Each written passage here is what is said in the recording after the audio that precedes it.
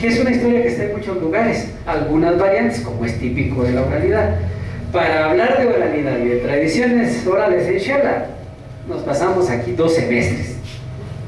Pero algunas que son poco conocidas, que no las tengo sistematizadas, les vamos a contar esta.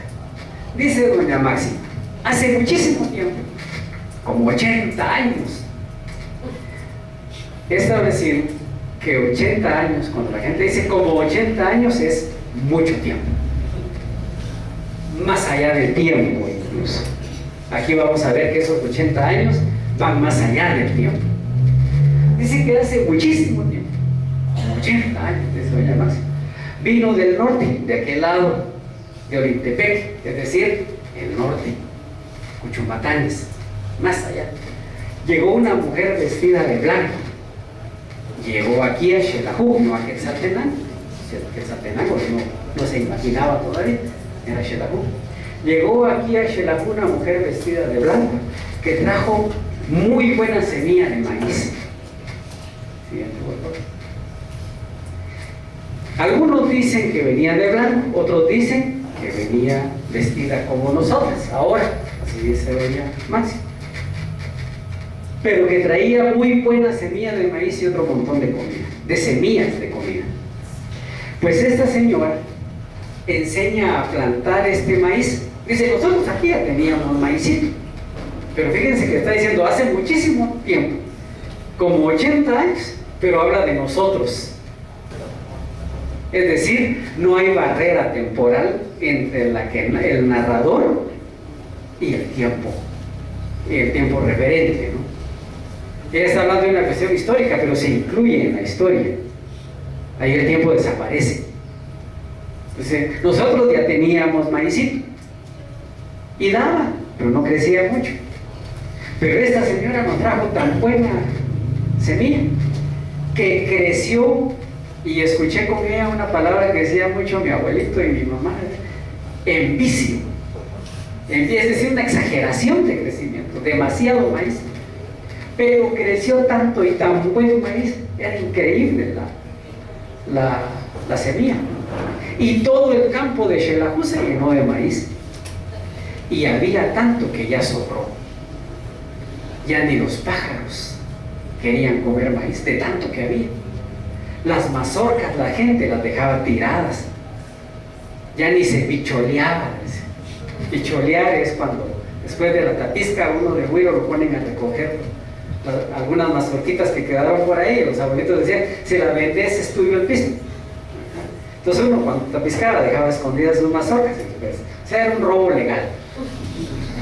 Pues dice, ya no se picholeaba, ya ni los coches se hartaban de comer maíz. La gente pateaba las mazorcas en el maíz crecía solo de tanto que había. La gente ya no le hacía caso, ya no lo respetaba. Entonces un día, el maíz, ahí pasamos a un plano superior de la existencia, un plano espiritual. El maíz se fue y se fue a hablar con el corazón de la tierra. Y le dijo, me vine porque allá en el llano ya no me quieren. Tiran, me queman, no soy ni juguete, me patean, ya no me comen ni los coches, ya no me respetan, etcétera. Porque la gente vendía el maíz y le sobraba el maíz. Entonces el maíz desesperado se va al corazón de la tierra, le dice, no, hombre, le dice a la mamá tierra, regresa, yo te mandé porque sos el sustento y la carne y la sangre de la gente. ¿Regresar? No, porque ya me irrespetaron, ya no soy nada. Y por varias cosechas que tenían que hacerse, ya no regresa el maíz. Y la gente se empieza a morir de hambre. Y el maíz no regresa. De pronto llega el nabo, que es una plantita que crece entre el maíz, una hierbita. La puede encontrar aquí en el mercado, a una cuadra. Esa planta, nabo, no se siembra. Crece solito. Es muy rico, es muy nutritivo. Pues llegó el nabo al corazón de la tierra, siguiendo el maíz, le dice, mira, allá te están esperando, no seas ingrato, la gente se está muriendo, tiene hambre y vos ya no estás ahí, o sea, la milpa se acabó. Dijo el maíz, no, yo no regreso, ya no me quieren, no me dan mi lugar. Entonces el nabo le dijo, Hoy han aprendido estas gentes que yo soy valioso, yo que soy la hierba, que nadie planta, que nadie siembra. Ahora ya me quieren y me respetan, me cocinan y me preparan y me agradecen. ¿Cómo no te van a regresar a respetar a vos si regresas que sos la carne y la sangre de estas gentes? Ya aprendieron. Entonces el maíz regresó. Y quisiera decir, y la gente vivió feliz para siempre, pero esto no es un cuento europeo. No, la gente volvió a comer. Y no vivieron felices para siempre. Y tuvieron muchos, bueno, muchos hijos sí tenemos. Pero muy felices para siempre, no. ¿Qué ocurre acá? Decodificación de este. Regresamos, por favor. Esta mujer, en el mito del Popok, que el Popok es un poema, mito histórico. En el mito del Popok es Ixquic, la mamá de los héroes culturales. Ella es la que inventa el maíz, aquí en el norte, entre Huista y Jacaltenango. Ahí es Pampachit Cayalá, el lugar de la abundancia. Hoy un centro comercial se apoderó del Cayalá, el nombre de la abundancia en la capital. Centro comercial Cayalá, miren qué manoseo, ¿no? Pero decía el maestro Hugo López ayer, todo esto hay que entenderlo en el contexto del capitalismo, ahí sí no hay regreso. Bien, pues ahí es donde es Ixquic, bueno, es la Ixquic histórica, no la Ixquic mítica. La Ixquic histórica crea el maíz basada en el teosimple, que es otro grano muy similar al maíz, pero ella lo mejora. No solamente mejora la calidad del producto agrícola, sino que inventa también para las tierras bajas la doble cosecha de maíz. Eso significa un fenómeno alimenticio muy importante, porque incluimos frijol, ayote. Ella inventa la trilogía del cultivo, y también un fenómeno económico. Hay excedente de producción. No me voy a meter a explicar mucho porque aquí está el economista y me puede regañar si digo cosas equivocadas, pero ya hay un excedente bárbaro de producción que se destina al comercio. El comercio, contrario a lo que mucha gente piensa, es el comercio la principal actividad económica maya, no la agricultura. La agricultura es el sustento económico, pero no es el principal factor de crecimiento. Es el comercio. Hasta había una deidad de comercio. Bien, como esto se dedica al comercio, se pierde el contenido espiritual del maíz y se produce para vender. No se produce pensando en su esencialidad, el alimento. Esto lo refleja muy bien Miguel Ángel Asturias en una obra maravillosa, muy criticada por su contenido, no su contenido racista, sino porque lo escribió alguien que escribió una tesis que en su juventud pues no podía escribir de otra forma, que era Asturias, ¿no? Pero los maiceros, de los que habla Asturias, son exactamente el reflejo de lo que aquí pasó. Se tumban bosques, se excede la roza para producir cantidades de maíz para la venta, no para comer. Esto es lo que sucede con el éxito en el invento de Ixquic. Hay excedente de producción de maíz, se invierte, se convierte en capital, se vuelve mercancía, pero sobra. Entonces la esencia de la producción del maíz, que es espiritual, desaparece y se pierde la sacralidad del maíz. Entonces el mito enseña que cuando esto ocurre, el ser humano pierde sustento espiritual y desprecia su propia producción, que debería ser para la vida. Eso es lo que podríamos decodificar, más o menos, de una leyenda, de un mito muy popular en áreas rurales, pero que no es conocido ya en Shela. Bien, seguimos por favor. La siguiente. El otro mito que transita a través de la memoria oral, o la tradición oral, perdón, es, otra vez me disculpo por la calidad de las imágenes, no tenía un técnico cerca que me ayudara, es el escudo de los Santos. Lo miran aquí en el Parque Central, lo miran en el Salón Mayor de la Municipalidad. El Estado de los Santos tiene un referente histórico, eso ya es indiscutible, El Estado de los Altos fue una realidad política histórica. Hay un autor, Arturo Taracena, que escribe un excelente libro que se llama Invento Criollo, Sueño Ladino, Pesadilla Indígena. Todo eso está documentado. Eso no es tradición oral, eso es historia escrita. Hasta ahí termina el Estado de los Altos. Todo lo que dicen muchos investigadores, muchos historiadores, remitidos al documento histórico como prueba irrefutable de un hecho, todo eso es correcto. Que se iba a extender la cuestión colonial, que se iba a exacerbar la explotación del indígena, que eran criollos de Xela que querían hacer, todo eso es cierto. Pero la pregunta es ¿por qué hoy los 3 pueblos de la ciudad de Quetzaltenango, hace pocos años, unos 40, 50, éramos 2 pueblos en Quetzaltenango, quichés y ladinos son mestizos? No voy a entrar al espinero de la identidad ladina y otras cosas, porque aunque es fascinante, y como dijéramos de Pato, es mi mero atol el asunto de la identidad, no me voy a meter a eso. Pero hace unos 50 años, 40, la ciudad era una ciudad compuesta de 2 pueblos, el maya quicha y el mestizo o ladino, pero ahora ya no. Ahora hay mestizo, maya quiché y maya mama. Ese es un fenómeno que pasa inadvertido, pero Xela, la ciudad, también ya es mama. Y tendríamos que ubicar a otro sector grande de mestizos que vienen de la costa, que en los últimos 30 años se han establecido aquí y que marcan alguna diferencia en la ciudad. Una parte de la población en donde la identidad de Xela no ha permeado, porque esa migración ha sido muy rápida. Del año 80 para acá, Xela ha crecido el 350% en desorden.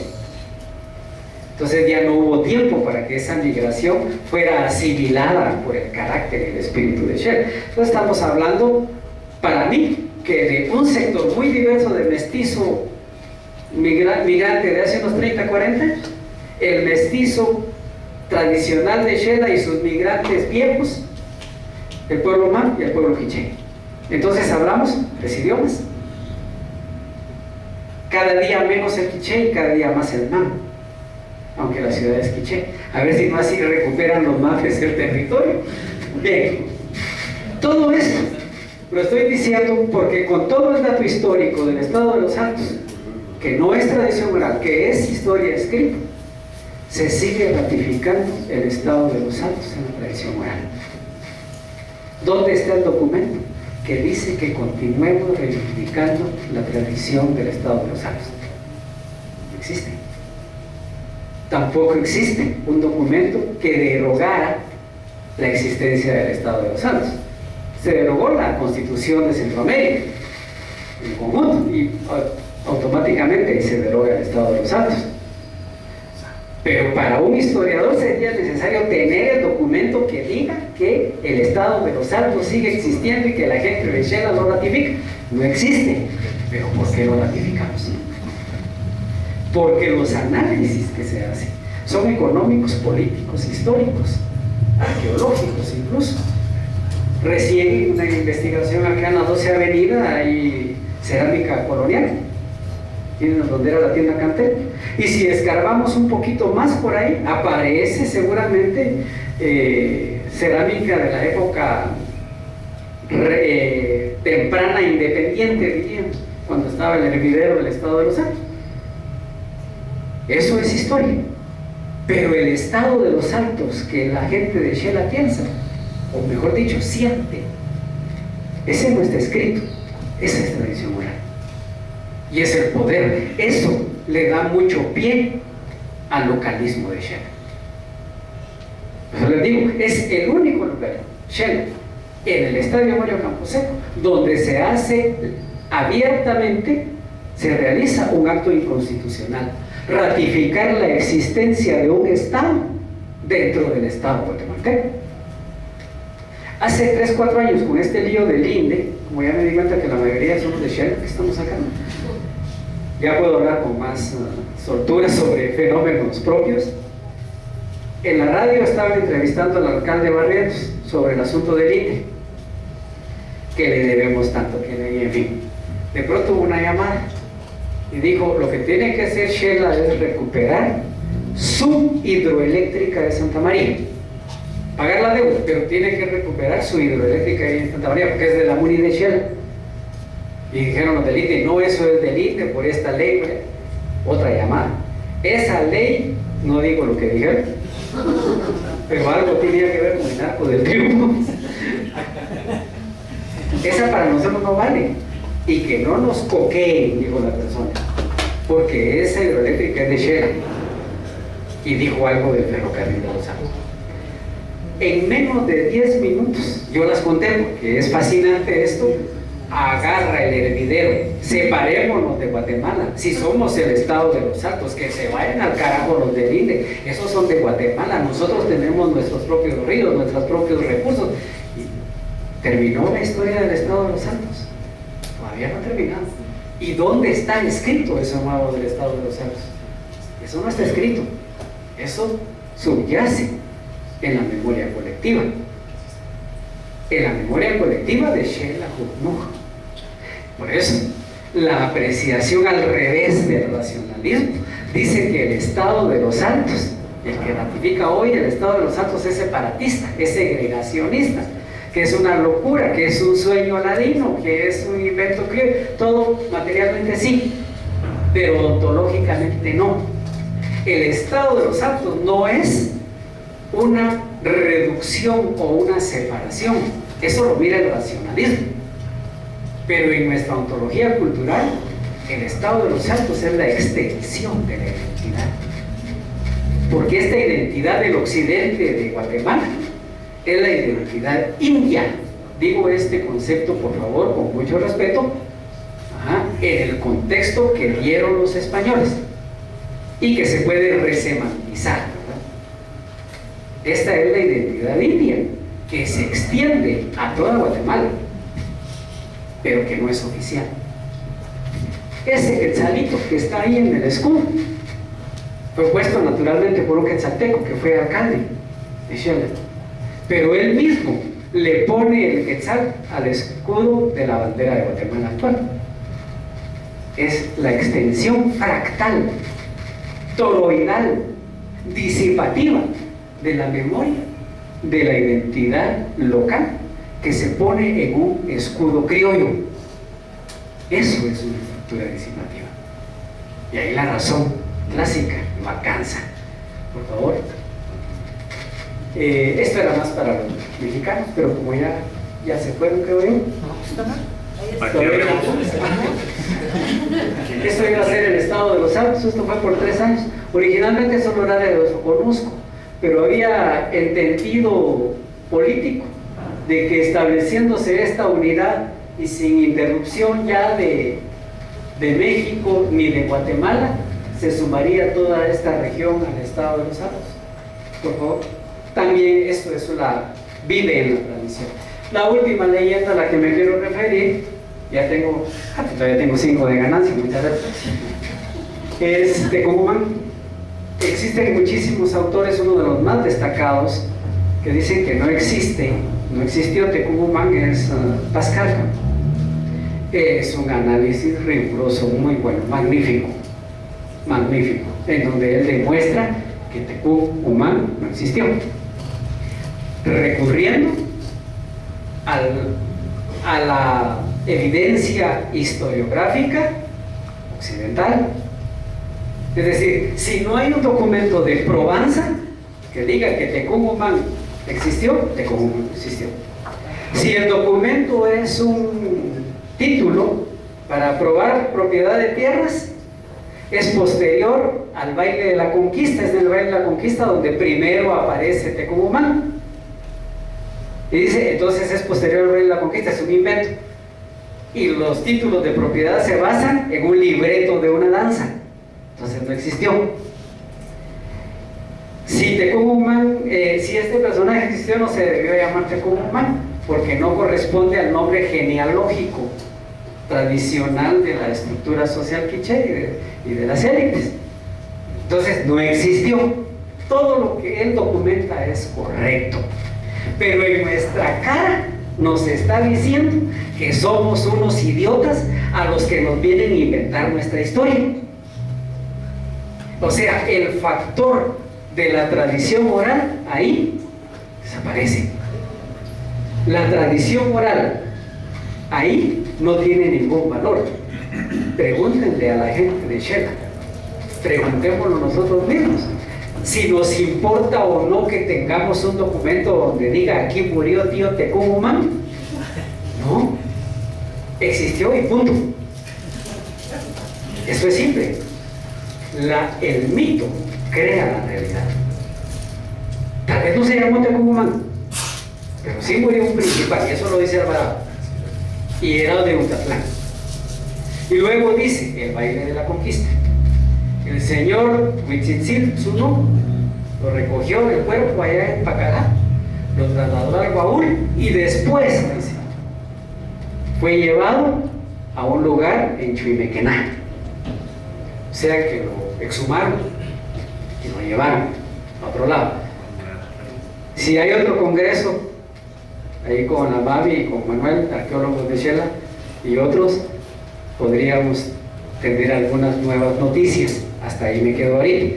Pero la existencia de Tecumumán, fíjense, Tecumumán es declarado héroe nacional en 1963, me parece. Sí, con Peralta Sur.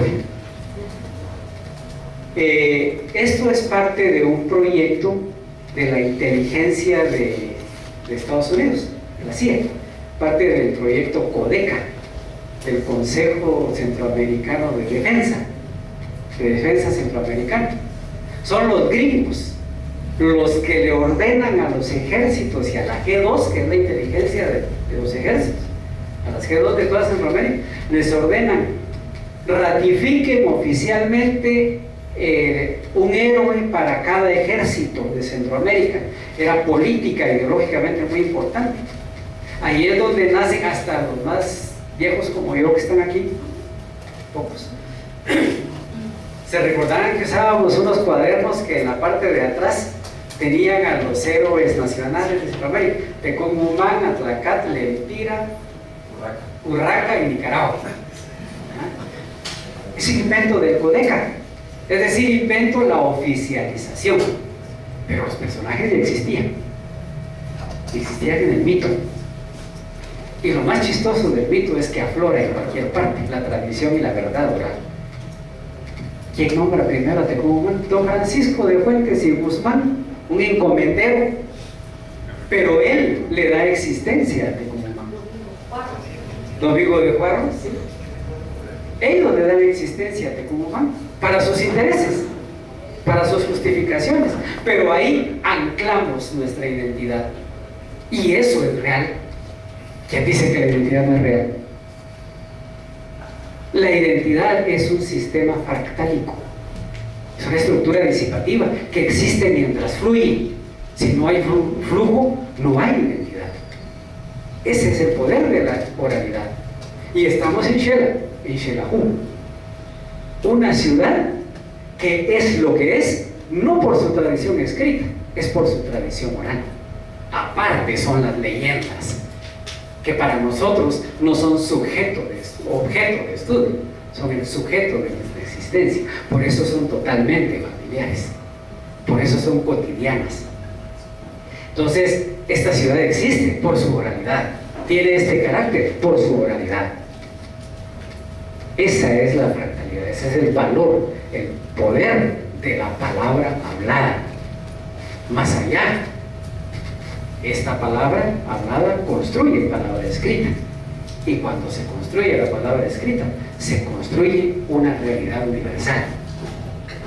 Esa es la riqueza que yo quería exponer según mi visión del poder de la oralidad en Quetzaltenango. Todo esto es algo ya explicado. Muchísimas gracias por su atención.